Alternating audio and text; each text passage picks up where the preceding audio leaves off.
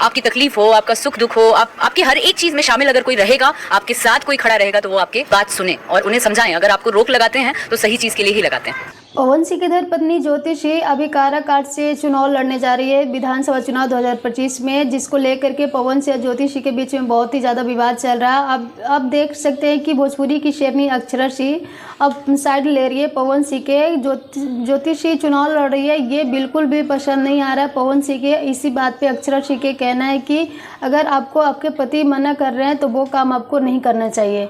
नमस्कार दोस्तों, Radhe Radhe. I hope आप सब अच्छे होंगे, मस्त होंगे, स्वस्थ होंगे। अगर चैनल पर नया है तो चैनल सब्सक्राइब करके एक प्यारा सा लाइक कमेंट जरूर करें। ज्योति सिंह चुनाव लड़ रही है, जिसके वजह से अभी बहुत ही ज़्यादा विवाद चल रहा है। उसके ऊपर कहना है अक्षरा सिंह के कि अगर आपके कोई बात सुनता है, दुख सुख में अगर कोई खड़ा रहता है, तो वो आपके परिवार और आपके पति है। तो आपके पति अगर आपको कोई चीज़ करने से मना कर रहे हैं तो वो सही के लिए मना कर रहे होंगे, इसलिए अपने पति की बात मानिए। और अगर चुनाव नहीं लड़ने का रहे तो नहीं लड़िए।